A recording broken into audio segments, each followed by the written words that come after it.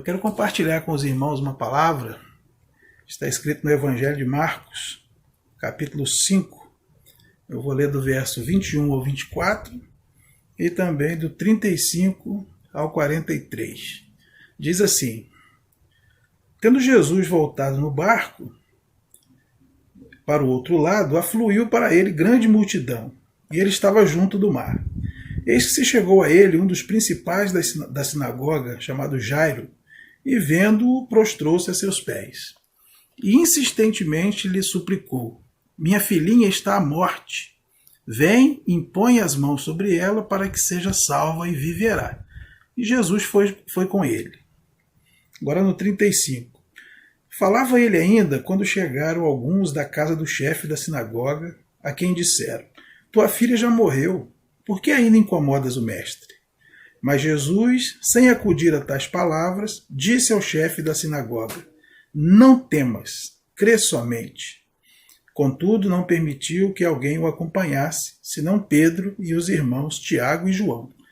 Chegando à casa do chefe da sinagoga, viu Jesus o alvoroço, os que choravam e os que pranteavam muito. Ao entrar, lhes disse: Por que estáis em alvoroço e chorais? A criança não está morta, mas dorme. E riram-se dele. Tendo ele, porém, mandado sair a todos, tomou o pai e a mãe da criança e os que vieram com ele e entrou onde ela estava.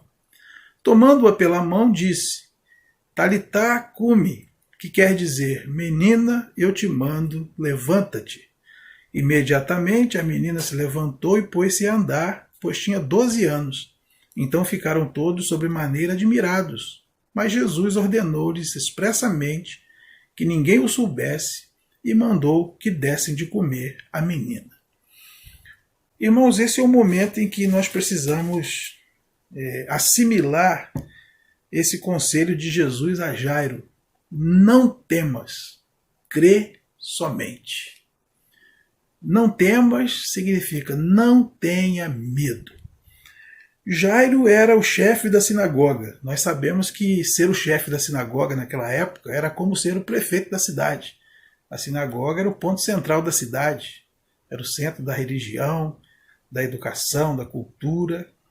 Então, Jairo era o chefão. Recursos não era problema para ele. Certamente ele teria dinheiro para pagar os melhores médicos, o melhor plano de saúde, entrar nos melhores hospitais. Mas a sua filha adoeceu e seus recursos não foram suficientes. E ele então vem e se prostra aos pés de Jesus.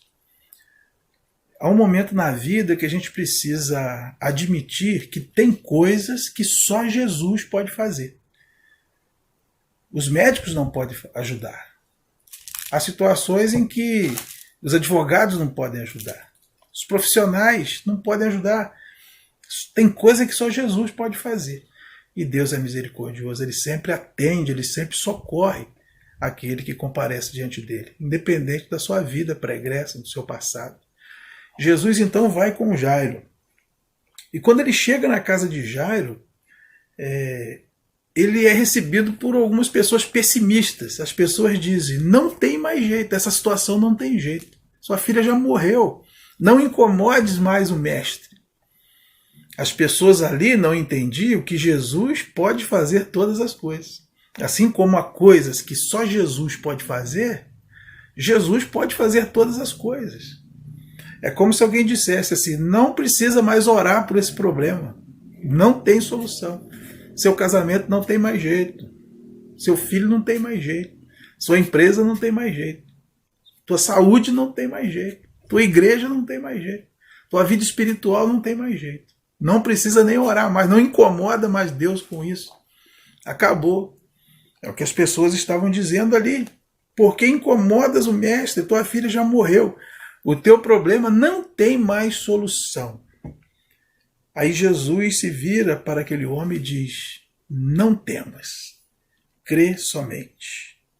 E o verso 36 começa com a seguinte expressão: Jesus não acudiu a tais palavras. Jesus simplesmente colocou o dedo no ouvido e fingiu que não ouviu aquelas palavras. É o que nós precisamos fazer. Quando alguém diz para nós: não tem mais jeito, acabou, nós temos que simplesmente ignorar essas palavras. São palavras negativas. São palavras que não acrescentam. São palavras de maldição. Porque o nosso Deus diz que tudo é possível. O Senhor a quem servimos é aquele que pode fazer todas as coisas. Então, como é que alguém vai dizer para nós, não adianta falar com Deus, porque esse é um caso perdido? Não podemos acudir a tais palavras. Então, quando alguém nos disser, essa situação não tem mais jeito, é o caos, acabou, a minha empresa não vai conseguir superar essa crise, eu não vou conseguir manter meu emprego depois dessa crise, a igreja nunca mais vai ser a mesma depois dessa crise. Vamos colocar algodão no ouvido, vamos tapar o ouvido e vamos ouvir aquilo que Deus diz, ao invés de ouvir aquilo que os pessimistas de plantão dizem. As pessoas podem dizer para nós não tem mais jeito, mas o nosso Deus diz que tudo é possível ao que crê. Então nós vamos ouvir as pessoas que não creem em Deus muitas vezes, ou vamos ouvir a voz de Deus. Jesus disse, não temas, crê somente. E ele então chama consigo Pedro, Tiago e João, entra na casa e ele, quando entra na casa, ele estranha o alvoroço. Ele diz, mas por que vocês estão nesse alvoroço, chorando tanto? Essa é uma pergunta também que nós deveríamos refletir. Por que o alvoroço? Nós temos oportunidade de irmos a velórios de pessoas cristãs e a velórios de pessoas incrédulas. Aonde é que tem o alvoroço? O alvoroço está onde as pessoas não têm esperança. Quando nós vamos a um velório onde há pessoas cristãs, pessoas que acreditam em Deus, há paz, há choro, claro, há saudade, mas há a esperança viva de que é apenas um até breve, que essa vida não é tudo que há, e que daqui a pouco estaremos juntos novamente com o Senhor, e será para toda a eternidade.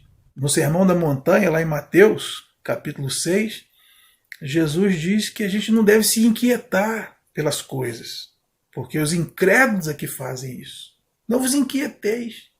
Por que esse alvoroço? Jesus está na casa. E Jesus, tendo entrado na casa, ele manda sair a todos, porque Jesus, diferente de muitos de nós, ele não gostava de marketing. Milagre nunca foi marketing para Jesus. Quando ele curava as pessoas, ele muitas vezes dizia, não conta para ninguém. Por favor, não saia contando para ninguém o que eu fiz. Porque ele sabia. Lá em João capítulo 6, ele diz, vocês estão me seguindo, não é por causa de mim propriamente, é por causa dos milagres que eu faço. E Jesus não queria isso. Que as multidões o seguissem por causa do milagre, por causa dos pães ou por outro interesse qualquer. Então Jesus disse, olha, sai todo mundo. E ele tomou o pai e a mãe da criança e os 3 discípulos que vieram com ele, entrou no quarto, tomou a menina pela mão e disse, Talitá cumi, ou seja, menina, eu te mando, levanta-te. E imediatamente a menina se levantou e pôs-se a andar. A menina tinha morrido.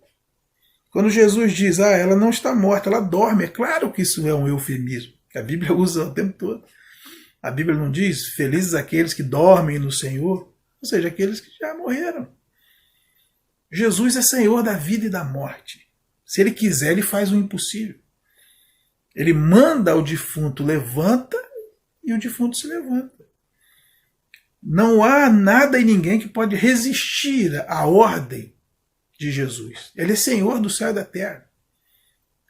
Ele manda e o mar se acalma. Ele manda e o vento cessa. Ele manda e os demônios têm que bater em retirada. Ele manda e o morto ressuscita. Ele manda, o paralítico anda. O cego vê, o surdo ouve. Então, se ele mandar, teu problema está resolvido. Nada está perdido. Não temas, crê somente. Se Jesus te tomar pela mão e mandar, a coisa acontece. Independente do resultado, uma coisa é certa. Deus prometeu que nos seguraria pela mão. E ele vai andar conosco. Às vezes ele não vai nos livrar do fogo, mas ele vai passar conosco pelo fogo. Às vezes ele não vai nos livrar da água, mas vai passar conosco pela água. Lembra de Sadraque, Mesaque e Abednego na Babilônia? Deus não os livrou da fornalha, mas esteve com eles na fornalha. E isso faz toda a diferença. Peça a Deus que segure na tua mão. Peça a Deus que te conduza nesse momento difícil. E se Ele quiser, Ele dá a palavra de ordem e as coisas acontecem. As coisas acontecem. Tem jeito para a tua família, sim.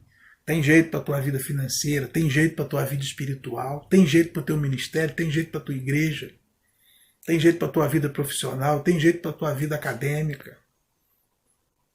Se você deixar de ter medo e crer somente, se você deixar de se alvoroçar e descansar em Deus, se humilhar diante de Jesus e convidá-lo para entrar na tua casa, Ele vai te pegar pela mão. E Ele também vai mandar: menina, levanta. Homem, levanta. Mulher, levanta. Criança, levanta. E quando Ele manda, ninguém pode resistir ao seu mandar. Imediatamente a menina se levantou e pôs-se a andar. Tinha 12 anos e todos ficaram sobremaneira admirados.